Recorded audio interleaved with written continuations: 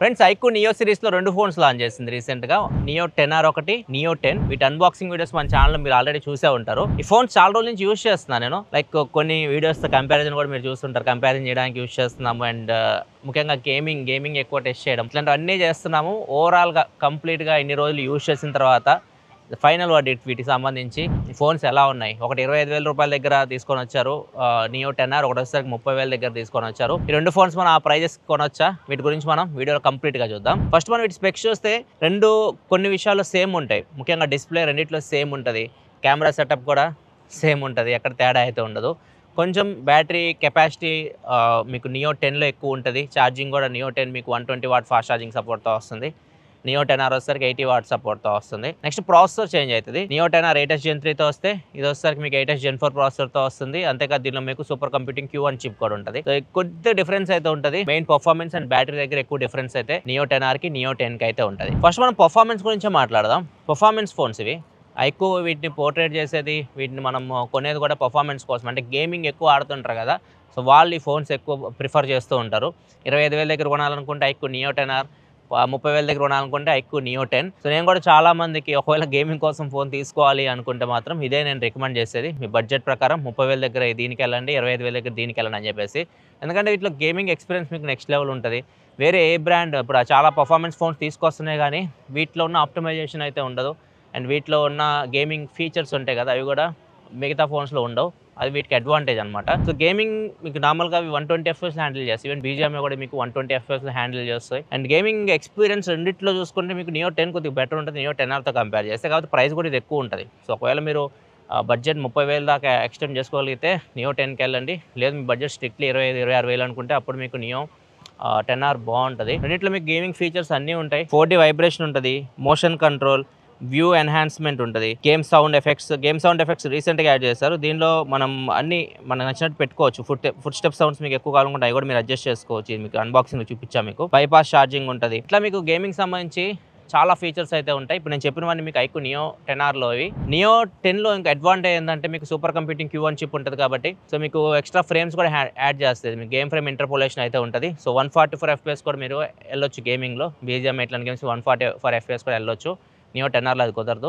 దీనిలో మీకు ఎక్స్ట్రాగా గేమ్ ఫ్రేమ్ ఇంటర్పోలేషన్ ఉంటుంది, గేమ్ సూపర్ రెజల్యూషన్ అని చెప్పేసి ఒక ఆప్షన్ అయితే ఉంటుంది. ఈ రెండు మీకు ఎక్స్ట్రాగా నియో 10లో వస్తాయి. సో ఇదే మీకు అడ్వాంటేజ్ నియో 10లో. Extra Q1 chip, game frame interpolation ఇవన్నీ మీకు కొద్దిగా బెటర్ ఎక్స్పీరియన్స్ ఇస్తాయి నియో 10Rతో కంపేర్ చేస్తే. 10లో రెండు మీకు 120 FPS గేమింగ్ ఈజీగా సూపర్గా హ్యాండిల్ చేస్తే ఎక్కడ ప్రాబ్లం అయితే ఉండదు. కూలింగ్ సిస్టమ్ విషయానికి వస్తే నియో 10లో మీకు 7000 mm² vapour chamber cooling system ఉంటుంది. నియో 10Rలో వచ్చేసరికి 6040 mm² vapour chamber cooling system అయితే ఉంటుంది. అండ్ గేమింగ్ హీటింగ్ విషయానికి వస్తే మాత్రం హీట్ మీకు నియో 10 ఎక్కువ అవుతుంది. నియో 10 మీకు చాలా ఆప్షన్స్ ఉన్నాయి కదా, నియో 10 మీకు ఒక 1 degree సెంటిగ్రేడ్ దీంతో కంపేర్ చేస్తే ఎక్కువ ఉంటుంది. ఇది 44.8 అట్లా రీచ్ అవుతుంది 120 FPSలో ఒక 1 hour గేమ్ ఆడితే. ఇది వచ్చేసరికి మీకు 46.8 అట్లా అయితే వెళ్తుంది. మీకు ఎంత ఫోన్ మీకు వామ్ అనిపించినా కానీ ఎక్కడ మీకు గేమ్లో ల్యాగ్లు, ఫ్రేమ్ డ్రాప్స్ అయితే ఉండవు. అంటే CPU థ్రాట్ల్ అవ్వడం ఇట్లాంటివి అయితే ఏమి ఉండదు. సో గేమింగ్ ఎక్స్పీరియన్స్ మీకు నెక్స్ట్ లో ఉండదు. 120 FPSలో కూడా మీరు గేమ్స్ అయితే ఆడొచ్చు. 120 FPSలో స్మూత్గా హ్యాండిల్ చేసే ఫోన్ చాలా తక్కువ ఉన్నాయి మార్కెట్లో. సో మీకు చాలా బాగా హ్యాండిల్ చేస్తాయి గేమ్ అయితే. సో గేమింగ్ పరంగా వీటికి మేజర్ ప్లస్ పాయింట్ అనమాట. ఇవి పర్ఫార్మెన్స్ ఫోన్స్. గేమింగ్లో ఇవి మీకు డిసప్పాయింట్ అయితే చేయవు. కాకపోతే వీటి గేమింగ్ ఫోన్స్ కాబట్టి అట్లీస్ట్ నియో 10లో అయినా వీళ్ళు USB 3 ఇస్తే బాగుండేది. USB 2 సపోర్ట్తో వస్తున్నాయి రెండు మీకు. అండ్ ఇంకోటి ఈ కెమెరా హంప్ ఉంది కదా, నియో 9 Pro నాకు బాగా నచ్చింది. మనం పట్టుకున్నప్పుడు మనం గేమ్ ఆడుతున్నప్పుడు అది బాగా అనిపించింది వీటితో కంపేర్ చేస్తే డిజైన్ పరంగా. నెక్స్ట్ ఇంకా కెమెరా విషయానికి వస్తే కెమెరా ఇప్పుడు పర్ఫార్మెన్స్ అంటే మనకి కెమెరా డౌన్ అవుతాయి. కెమెరా మనకు ఉండవు. దీనిలో టెలిఫోటో లెన్స్ ఉండవు. 2 ఫోన్స్ టెలిఫోటో లెన్స్ అయితే ఉండవు. ఎందుకంటే కెమెరాని ఫోకస్ చేసి తీసుకొచ్చిన ఫోన్స్ అయితే కావు. కాకపోతే ఈ ఫోన్స్ నాకు లాస్ట్ జనరేషన్ అయితే ఐక్యూ నియో 9 Pro వీటితో కంపేర్ చేస్తే కెమెరాస్ నచ్చినాయి. ముఖ్యంగా నియో 10 రెండు కెమెరాలు మీకు రెండు సేమ్ కెమెరా సెటప్ ఉన్నాయి. Main camera 50 MP Sony IMX 882 సెన్సార్తో వస్తున్నాయి. 8 MP వైడ్ యాంగిల్ కెమెరా ఉంటుంది. బ్యాక్ సైడ్ మీకు రెండు కెమెరాస్ అయితే ఉంటాయి. ఫ్రంట్ వచ్చేసరికి 32 MP కెమెరా ఇచ్చారు. అండ్ లాస్ట్ టైం మనకి 16 MP కెమెరాస్ ఉండేవి. 1080p వీడియో రికార్డ్ చేయొచ్చు ఫ్రంట్ కెమెరా యూస్ చేసి. సో ఈసారి మీకు 32 MP కెమెరా తీసుకొచ్చారు. 4K వీడియో రికార్డింగ్ తీసుకొని వచ్చారు. ఇది మంచి మూవ్ అని చెప్పవచ్చు ఐక్యూ నుంచి. మీ ఈవెన్ నియో 10Rలో మీరు 4K 30 FPSలో ఫ్రంట్ కెమెరా యూస్ చేసి వీడియో రికార్డ్ చేయొచ్చు. ఫ్రెండ్స్ చూడండి, iQOO Neo 10R front facing camera record చేస్తున్నా. మాక్సిమం 4K 30 FPSలో వీడియో రికార్డ్ చేయొచ్చు. ప్రజెంట్ నేను సన్కి ఎదురుగా అయితే ఉన్నాను. ఇక్కడ చూడొచ్చు వీడియో క్వాలిటీ మీకు ఎలా ఉందో. ఇప్పుడు షాడో ఏరియాకి అయితే వస్తుందా, చూడొచ్చు ఎక్స్పోజర్ ఎలా అడ్జస్ట్ చేస్తుందో. అండ్ ఆడియో కూడా మీకు ఇంటర్ మైక్రోఫోన్ నుంచి వస్తుంది. ఆడియో క్వాలిటీ కూడా చూడొచ్చు. అండ్ నడుస్తున్నాను, స్టెబిలైజేషన్ చూడండి ఎలా ఉందో. AS ఇంప్లిమెంట్ చేసినట్టున్నారు. క్రాప్ అయింది. నాకైతే కొద్దిగా షేక్ కనిపిస్తుంది. మీకు ఎలా ఉంది చూడండి. ఇక్కడ మీరు బ్లాగ్స్ రికార్డ్ చేయాలనుకుంటే ఇలా రికార్డ్ చేయొచ్చు. అండ్ వీడియో ఎంత వైడ్ అయితే రికార్డ్ చేయొచ్చు. 4K 30 FPS maximum hand stage చేశాను నేను. ఎంత వైడ్ వస్తుంది. ఇక్కడ చూడండి, నేను iQOO Neo 10R back camera నుంచి రికార్డ్ చేస్తున్నాను. 4K 60 FPS వీడియో రికార్డ్ చేయొచ్చు. 4K 60 FPS శాంపుల్ ఇది. సన్కి ఎదురుగా ఉన్నాయి. ఇప్పుడు నేను ఇది షాడో ఏరియాకి వెళ్తున్నాను. చూడొచ్చు మీకు ఎక్స్పోజర్ ఎలా ఇది అడ్జస్ట్ చేస్తుందో.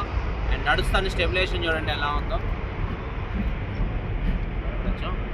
సో దీనిలో మీకు OS అయితే ఉంది మెయిన్ కెమెరా. అండ్ నడుస్తా ఒక వీడియో రికార్డ్ చేయాలనుకుంటే ఇలా ఉంటుంది వీడియో. ఆడియో కూడా మీకు ఇంటర్నల్ మైక్ నుంచి వస్తుంది. ఆడియో క్వాలిటీ కూడా ఇక్కడ మీరు చెక్ చేయొచ్చు. అదే నియో 10కి వస్తే మీరు 4K 60లో రికార్డ్ చేయొచ్చు. ఫ్రెండ్స్ చూడండి, iQOO Neo 10 front facing camera నుంచి రికార్డ్ చేస్తున్నాను. సన్ నాకు ఎదురుగా ఉన్నాడు. ఇప్పుడు నీటిలోకి వెళ్దాం. ఇక్కడ చూడొచ్చు ఎక్స్పోజర్ ఎలా అడ్జస్ట్ చేస్తుందో. 4K 60 FPS వరకు మీరు ఫ్రంట్ కెమెరా యూస్ చేసి వీడియో అయితే రికార్డ్ చేయొచ్చు. ప్రజెంట్ అయితే 4K 60 FPS రికార్డ్ చేస్తున్నాను. స్టెబిలైజేషన్ చూడండి నడుస్తున్నాను. ఒక వ్లాగ్ రికార్డ్ చేయాలి నడుస్తా అంటే ఇలా రికార్డ్ చేయొచ్చు. ఇక్కడ చూడొచ్చు ఎలా ఉంది క్వాలిటీ. ఇది వచ్చేసరికి షాడో ఏరియా. సన్సెట్ అవుతుంది. ఇక్కడ చూడొచ్చు మీకు ఎలా అనిపిస్తుంది. ఇప్పుడు చూడండి, ఐక్యూ నియో 10 బ్యాక్ కెమెరా నుంచి రికార్డ్ చేస్తున్నా. Maximum 4K 60 FPS video record చేయొచ్చు. ఇది 4K 60 శాంపిల్. ప్రజెంట్ సన్ నా ఫేస్ మీద అయితే ఉన్నాడు. ఇక్కడ చూడొచ్చు మీకు ఎలా ఉందో. ఒకసారి షాడో ఏరియాకి వెళ్దాం చూద్దానండి. ఇప్పుడు చూడొచ్చు ఎక్స్పోజర్ ఎలా కంట్రోల్ చేస్తుంది చూడొచ్చు. అండ్ ఫోకసింగ్ కూడా చూడండి. స్టెబిలైజేషన్ చూడండి. OS ఉంది దీనిలో. నడుస్తున్నాను. స్టెబిలైజేషన్ చూడండి ఎలా ఉందో. ఆడియో కూడా ఇంటర్నల్ మైక్ నుంచి వస్తుంది. ఆడియో క్వాలిటీ మీరు చెక్ చేయొచ్చు. ఫ్రంట్ మీరు 4K రెండిట్లో రికార్డ్ చేయొచ్చు. అదో plus point. And front camera 32 megapixel కాబట్టి ఇంకా బెటర్ డీటెయిల్స్ అయితే వస్తాయి లో లైట్ కండిషన్లో ముఖ్యంగా. సో ఫ్రంట్ కెమెరా పర్ఫార్మెన్స్ అయితే మీకు లాస్ట్ జనరేషన్తో కంపేర్ చేసి చాలా వరకు ఇంప్రూవ్ చేశారు. బ్యాక్ విషయానికి వస్తే మాత్రం మెయిన్ కెమెరా బాగుంటుంది. 50 megapixel camera, Sony IMX882 censor. ఇవి మీకు బాగుంటుంది. వీళ్ళ ఇమేజ్ ప్రాసెసింగ్ బాగుంటుంది. వివో కదా, ఇమేజ్ ప్రాసెసింగ్ మీకు బాగుంటుంది. కొద్దిగా మీకు ఫేస్ బ్యూటీ యాడ్ చేయడం, మీరు నీట్గా కనపడడం చూడడానికి ఇవన్నీ ఉంటాయి. అండ్ 1Xలో పోర్ట్రేట్స్ మీరు తీయొచ్చు. అండ్ 2Xలో కూడా పోర్ట్రేట్ తీయొచ్చు. కాకపోతే అది మీకు ఇన్సెన్సార్ జూమ్ యూస్ చేస్తుంది. లైట్ ఎక్కువ ఉంటే ఇన్సెన్సార్ జూమ్ పోర్ట్రేట్స్ కూడా బాగా అనిపించింది నాకు. కొన్ని శాంపిల్స్ మీరు ఇక్కడ చూడొచ్చు. అండ్ ఇంకా దీనిలో వైడ్ యాంగిల్ కెమెరా అయితే ఉంది. డే లైట్లో మీకు బాగానే వస్తాయి ఫొటోస్. లైటింగ్ బాగుంటే కొంచెం లో లైట్కి వెళ్తే మాత్రం 8 మెగాపిక్సెల్ కెమెరా కాబట్టి అంత సేమ్ ఎక్స్పెక్ట్ చేయకండి వైడ్ యాంగిల్ నుంచి. అయితే మెయిన్ కెమెరాస్ ఏదైతే ఉన్నాయో బ్యాక్ కెమెరా కానీ ఫ్రంట్ కెమెరా కానీ మనం యూస్ చేసుకోవచ్చు. సో ఈ performance phone camera complete down చేయడం అయితే లేదు. కెమెరా కూడా మీకు డీసెంట్ కెమెరాస్తో అయితే రెండు ఫోన్స్ అయితే వస్తున్నాయి. అదో ప్లస్ పాయింట్. పర్ఫార్మెన్స్ అయిపోయింది, కెమెరా అయిపోయింది. నెక్స్ట్ డిస్ప్లే రెండిట్లో మీకు 6.78 ఇంచ్ డిస్ప్లేస్ ఉంటాయి. రెండు మీకు HDR10+ సపోర్ట్తో వస్తుంది. 1.5K AMOLED screens and 10-bit panels. Displays కూడా బాగుంటాయి దీనిలో. డిస్ప్లే మీకు కొద్దిగా వైబ్రెంట్గా కనిపిస్తూ ఉంటాయి మీరు కళ్ళకి చూడడానికి. డిస్ప్లే బ్రైట్నెస్, పీక్ బ్రైట్నెస్ మీకు నియో 10లో 5500 నిట్స్ ఉంటుంది. ఇది వస్తే 4500 నిట్స్ ఉంటుంది. ఒక 1000 నిట్స్ దీనిలో ఎక్కువ బ్రైట్నెస్ అయితే ఉంటుంది. రెండిట్లో మీకు స్టీరియో స్పీకర్స్ కూడా ఉంటాయి. సౌండ్ కూడా బాగుంటుంది.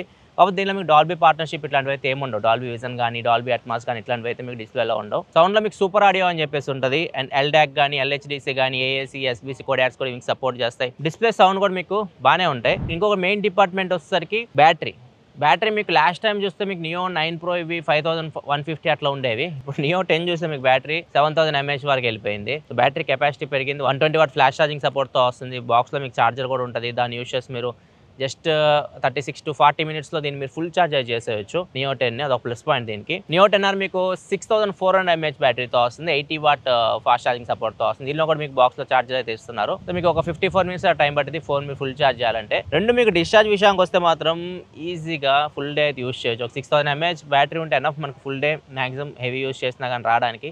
ఇవి మీకు ఎక్కువే ఉన్నాయి. మీకు బ్యాటరీ లైఫ్ అయితే చాలా బాగా వస్తుంది. దగ్గర మీకు 9 hours ఒక స్క్రీన్ ఆన్ టైం అయితే వస్తుంది. చాలా కండిషన్స్లో రెండు ఫోన్స్ 8 to 9 hours మీరు ఈజీగా స్క్రీన్ ఆన్ టైం ఇట్లా ఎక్స్పెక్ట్ చేయొచ్చు. బ్యాటరీ పరంగా కూడా లాస్ట్ టైంతో కంపేర్ చేస్తే బిగ్ చేంజ్ అని చెప్పొచ్చు. ఏ ఫోన్లో అయినా కానీ నేను చెప్పేది 4 పిల్లర్స్ ఉంటాయి. Display, camera, battery and performance. So 4 pillars ఇవి టిక్ కొడతాయి. అది మేజర్ ప్లస్ పాయింట్ వీటికి. లాస్ట్ టైం నాకు కెమెరా కొద్దిగా అటు ఇటు అనిపించింది. కాబట్టి ఈసారి కెమెరా వరకే ఇంప్రూవ్ చేశారు. మీరు కెమెరాలు అబ్జర్వ్ చేస్తే లాస్ట్ జనరేషన్తో కంపేర్ చేసి చాలా వరకు ఇంప్రూవ్మెంట్ అవుతాయని. సో మెయిన్ డిపార్ట్మెంట్స్ అయితే మాత్రం ఇప్పుడు కొన్ని ఫోన్స్ మనకి పర్ఫార్మెన్స్ ఫోన్ చూస్తే కెమెరాస్ అంత బాగుండవు, కెమెరా బాగుంటే పర్ఫార్మెన్స్ బాగుండవు, ఇట్లా రకరకాలుగా ఉంటాయి కదా. వీటిలో ప్లస్ పాయింట్ ఏంటంటే అన్ని డిపార్ట్మెంట్స్ అయితే బాగున్నాయి. సో మీది 25,000లో ఇది తీసుకున్న 30,000 దగ్గర 30 దాకా వెళ్తే ఇది ఇంకా బెస్ట్ అనమాట. ఇక్కడ దాకా వెళ్తే ఇది.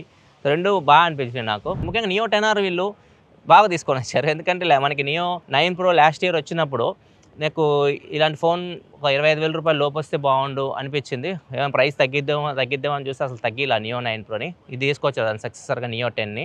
సో ఇప్పుడు దాన్ని ఫిల్ చేయడానికి వీళ్ళు ఒక పర్ఫార్మెన్స్ ఫోన్ని like 8 series processor 8S Gen 3తో నియో 10R 25,000 ఆ ప్రైస్లో తీసుకొని వచ్చారు. ఇది కూడా మంచి మూవ్ అని చెప్పొచ్చు ఐక్యూ నుంచి. సో ఇది నేను ఎక్స్పెక్ట్ చేయాలా ఈ ఇయర్ ఇట్లాంటి ఫోన్ వస్తుందని చెప్పేసి. 25,000లో మంచి పర్ఫార్మెన్స్ ఫోన్ అయితే ఇది. నెక్స్ట్ సర్వీస్ కూడా మీకు బాగానే ఉంటుంది. వివో సర్వీస్ సెంటర్స్ ఇవి. సో డైరెక్ట్ మీ సర్వీస్ సెంటర్కి వెళ్ళి సర్వీస్ చేయొచ్చు, ప్రాబ్లం అయితే ఏమి ఉండదు. ఇంకా సాఫ్ట్వేర్ విషయానికి వస్తే ఇది ఫన్ టచ్ ఓఎస్ కాబట్టి మీకు కస్టమ్ ఇవే అన్ని ఫీచర్స్ ఉంటాయి. అని అన్బాక్సింగ్లో చెప్పాము ఏమేమి ఫీచర్స్ ఉంటాయి అవన్నీ మళ్ళీ చెప్పదలుచుకోవాలా.